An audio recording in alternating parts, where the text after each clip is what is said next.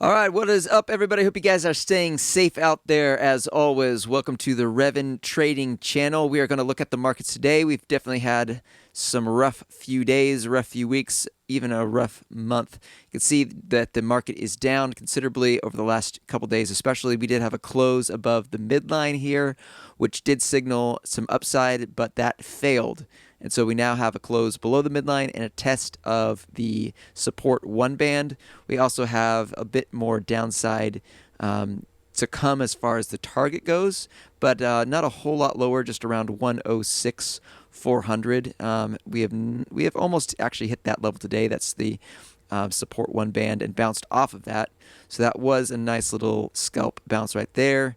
If you are watching the bands themselves, I do expect at some point it to hit this dotted midline again, which is now around 103 area. You can see in the past few weeks and few months that dotted midline is a massive place of support and bounces as Bitcoin consolidates. I do think we're still in a consolidation period. I'm not super bearish yet.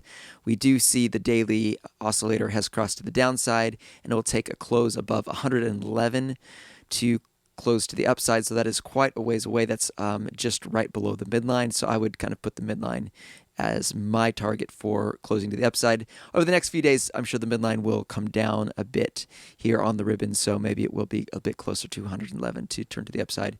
But on the daily time frame, we do see that we are still looking at downside price action. The bottom support band is right there at 100K, which if we do have some wicks there, I would not be surprised. But the market, it's not necessarily just breaking down considerably as of this moment. It is finding support at least off of this support one band, and may grind again. We do have momentum to the downside on a lot of time frames, so it might grind a bit down and sideways. But I'm not super bearish yet. We'll see in the next few days. Let's look at a few other time frames. I'm going to go ahead and go to the 2-day time frame while it's loading there. I'm also going to look at the 10-day time frame here. We are just bouncing again off of this support one band on the 10-day time frame. We do have the oscillator still down and needs a close above 123, so that's a pretty big difference there to close the 10-day time frame to the upside. However, our duration is getting pretty extreme. It says 0 bars left. So, if this is a bit more of an extreme move, maybe we will see that downside last longer than average. Again, this is just the average. We can see our last really long sideways and down period during this market took about 17 bars here. So that is a bit of outsized as far as time goes. Right now we are currently only at bar 8. So if we did see 17 bars, that would be way out into January.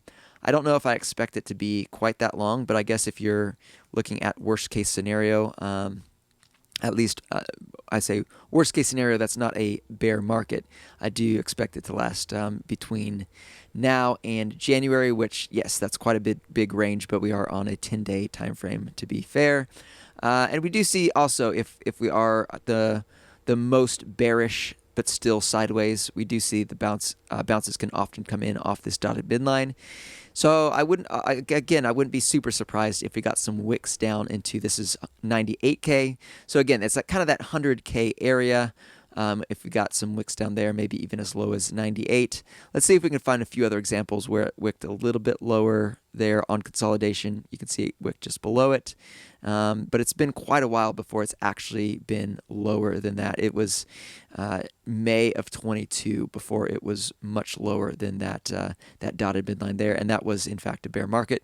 So we can see that even during this the start of the end of the cycle last May of 21, it bounced off of that midline quite a few times there, dotted midline, and had another run to the upside, then came back down, bounced a few more times off of it, and couldn't close above that midline. So we do have quite a while to go before I would be considering this a bear market. That would be quite a few closures below this dotted midline, and then a failure to reclaim the midline after that. So we'll see what happens here. Let's look at a few other time frames. We can look at the 1 month. Let's see where that is right here. I'm going to say open anyway. We'll go back to the 2-day time frame. Not going to be a whole lot different here, besides we do have, again, momentum to the downside. We do have our support 1 band here at the 104K area. We have our dotted midline at 101. So again, to me, there's a lot of support around the 100K area, at least a lot of current support until we wear out our welcome there. And let's look at the monthly time frame. There's probably not a whole lot to look at here, except for we do have our midline again at around 100K, about 98.7K there. I guess it's technically 99.2, but that actually slowly might be coming up. We'll see what happens next month. We'll see at the open, which is in 1 day and 1 hour. We'll see where that midline is. But we do have what looks to be a close below the resistance 1 band, which does, to me, mean it probably will test that midline there. If it raises a bit higher, that again is around 100K. If it goes sideways or a bit lower, it's maybe 98K there. So yeah, we don't have a whole lot of history to work with the 1 month time frame. I don't even trust this target because it says learning. It's not currently having enough information to actually have a target there. Let's take a quick look at a short strategy and a couple other time frames, and then we'll wrap it up for the video. This strategy is a short strategy on the daily time frame. It's pretty rudimentary, not a whole lot of data points tested here. Just a close to the downside of the momentum oscillator, and I believe it has to have the width percentile in a certain posturing as well. I will post this pretty soon on the Discord, so you can get access to that if you have the suite. But it is 283% over the last 11 years. I believe it started in 2014. So yeah, for the last 11 years. Doesn't have a whole lot of trades, only 200 trades. And we do see our profitable, when we're using it really rudimentary, is only 45%, so less than half the time it's profitable.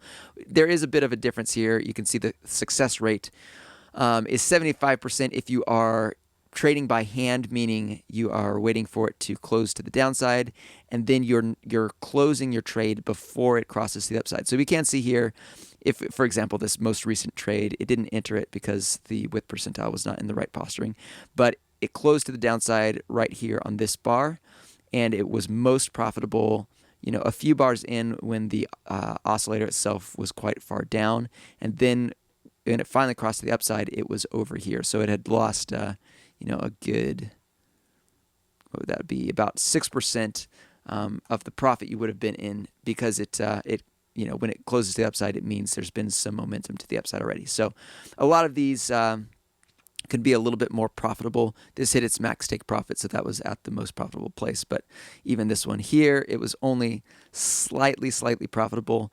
Again, it was way more profitable down here when the oscillator was further down. So that's if you're trading by hand, you can probably get in and out of trades a bit better, but always you'll want to back test by hand to know where the best places are to exit the trade.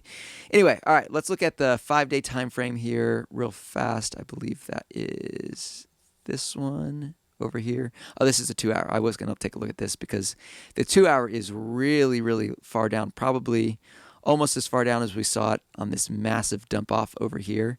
Though this was a much more extreme example. Bitcoin dropped about 12% in a matter of hours. We don't have, we just have a slow and steady grind to the downside. This one actually has been fairly profitable though recently. Even the last trade, it was not, again, if you're trading by hand, you can find better places to exit. At the best, it was about 3.23% in profit, and it closed at 1.5% in profit because it waited for the oscillator to close to the downside. We are seemingly overextended here, and it will take a close above 109 to cross to the upside. I'm assuming that will slowly come down over time. So yeah, we have seen this one again. If you would have traded this to the downside too, you could have gotten out a pretty nice profit right there. But it's not back tested for that currently. It is posted in the Discord, and these are the long stats over time. Pretty good. So we might see a little bit of short-term momentum to the upside here, but again, it takes another 20 minutes for it to close, and it still won't close to the upside unless we get above 109. So a little ways to go there. And then lastly, let's look at the 5-day. This is a little bit more concerning here because the 5-day does have, sorry, that's the 12-hour. Let's take a look at the 5-day here. So this one does have quite a bit longer to go. This is a little bit more concerning to me if this does last the average amount of bars. We have 7 bars left from here, which would, let's just kind of look at where that would be. 7 bars would be December, very beginning of December. So if we're going off of the 5-day indicator, it does seem that November will be a little bit more downside, and then possibly early on in December see it close to the upside. But we'll see. Well, let's kind of just take a look. In the past, we've had the last one took about 9 bars, so we are a little bit ways away from that. This one only took less than that. It took 5 bars, so that's a bit hopeful, but we are positioned a little bit further down. So again, we had a little bit more. We were more in the bullish control zone here, above the 80% read. Right now, we are kind of in the neutral zone and slowly getting more and more bearish here. So, I don't know. We'll see what happens. This is calling for maybe even 90K. I don't know if this will be an extreme move. That, to me, is a more bear market kind of move that we might see happen. We can see, again, if we're kind of just looking past data, this one closed or had at the worst, it was about 24% to the downside, and it closed at 20%. So, I guess that is fairly severe. If we saw that from here, 20% to the downside would be just around 90K. So, I guess that is not too far off from what we've seen in the past. But this is the one indicator that is calling for a bit lower than the others. The others are calling for 100K. So we'll see. We'll see where it goes. I just kind of wanted to keep you updated. Maybe look at worst case scenario. I do have some buy orders between 90K and 100K, just in case we get some wicks down there, and maybe catch some nice buys in the market. Currently, I do have my long strategies still trading, just to see what happens. I am leaving those trading until I have more confirmation that we are in a bear market. But they might take some losses. I'm willing to accept those losses, though, and that's part of trading. So, all right, I'm going to leave it off there. Again, stay safe in the market. It is a unsure time. Try to keep your head in a clear space. Don't trade with emotion. If you can't do that, maybe take a break. That is my personal. This is not financial advice, but that's my personal thoughts. That's what I would do if I was in this market in a bad way. Just take a little bit of time, let things consolidate, and maybe spend some time outdoor enjoying the fall. All right. Again, see you guys next time, and stay safe.